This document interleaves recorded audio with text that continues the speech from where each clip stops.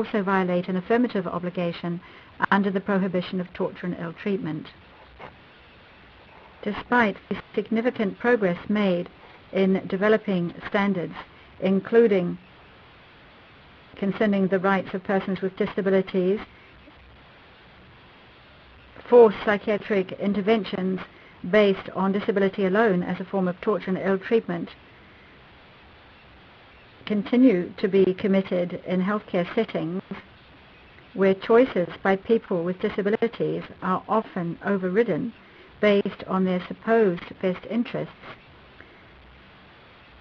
of patients, and where serious violations and discrimination against persons with disabilities may be masked as good intentions of healthcare professionals.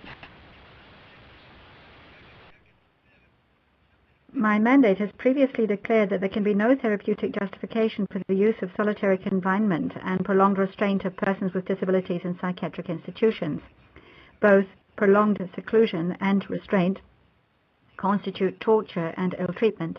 In my 2012 report, I addressed the issue of solitary confinement and stated that its imposition of any duration on persons with mental disabilities is cruel, inhuman, or degrading treatment. Fully respecting each person's legal capacity is a first step in the prevention of torture and ill treatment.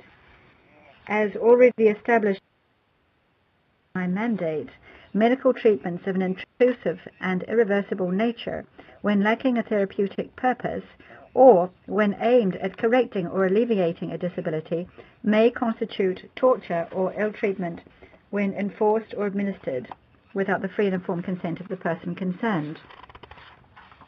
Deprivation of liberty on grounds of mental illness is unjustified. Under the European Convention on Human Rights, mental disorder must be of a certain severity in order to justify detention.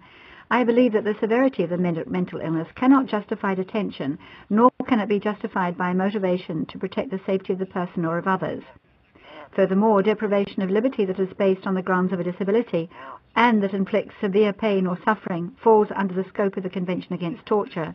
In making such an analysis, factors such as fear and anxiety produced by indefinite detention, of forced medication or electroshock, the use of restraints and seclusion, the segregation from family and community should be taken into account.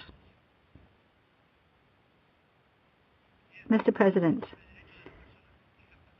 the Convention on the Rights of Persons with Disabilities offers the most comprehensive set of standards on the rights of persons with disabilities, and it is important that states review the anti-torture framework in relation to persons with disabilities in line with this convention.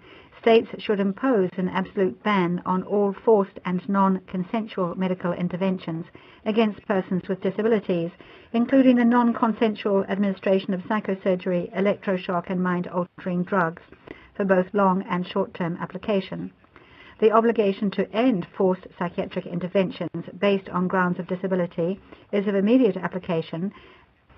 States should repeal any law allowing intrusive and irreversible treatment when enforced or administered without the free and informed consent of the person concerned.